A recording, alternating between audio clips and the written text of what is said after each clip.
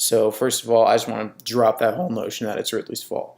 A few things that I thought was wrong was if I'm Dan Quinn and I'm facing the top offense, one of the top offenses in the NFL, and you defer to defend in the first half, I don't understand that at all. It led the momentum, I believe, of the rest of the game. The Saints quickly scored a touchdown. That was detrimental. Another thing is when Casey got that interception, Dan Quinn, for some reason, that whole aggressive mentality apparently didn't apply there. And because of that, he settled for a field goal. When you can't score a touchdown and you're on the 10-yard line from interception from Casey, from Drew Brees starting a second interception of the season, and you can't score a touchdown, that's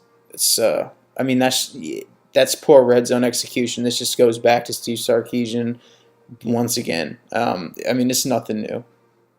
It appears that the whole red zone execution has now been apparent. I turned off the game and we had 10 total points. Another thing is on the defensive side, I have the same exact stuff just continues over and over. I just see us continually putting pressure on Breeze up until third down. Then all of a sudden, Quinn is like, "Oh yeah," or Manuel's like, "Oh yeah, we got a three-man rush him," and never works. It hasn't worked versus the Cowboys. It just has not worked the entire season. The offensive line tonight was horrendous.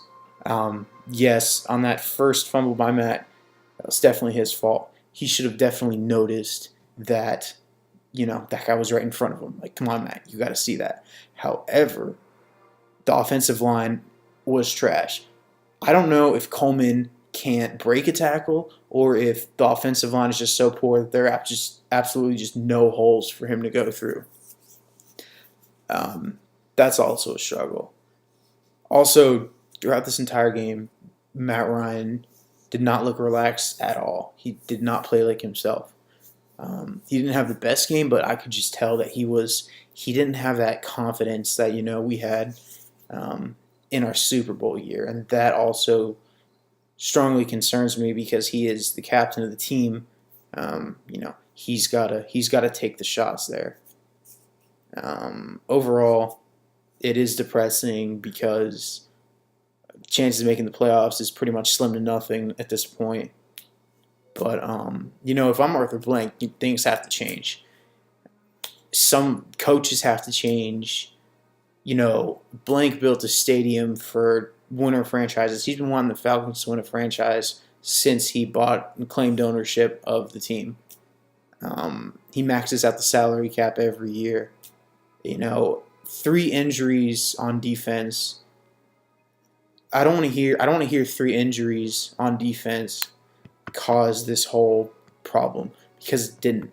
Okay? Dan Quinn mentioned, next man up, next man up, next man up. Well, the next man's up, not doing anything. I'm seeing Breeze throw to 13 different receivers. I've never even heard of them, wide open in the end zone. I personally think that this game was due, the outcome was due to a total just lack of coaching, lack of confidence, and just primarily, definitely coaching.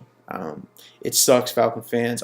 This season's pretty much over. I'm a little concerned because that window of the Super Bowl is closing, and even though the Super Bowl is in Atlanta this year, it's gonna be tough to finish out this season.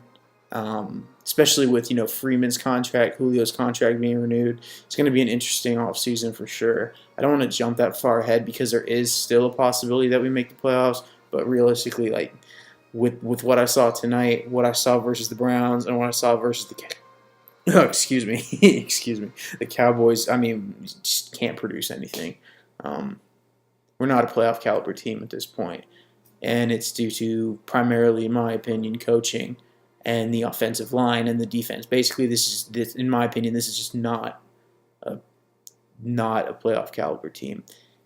Sucks. I'll be a Falcons fan for life, but I'm just trying to give you all the truth of what I saw tonight, and hopefully in the future we can rise up.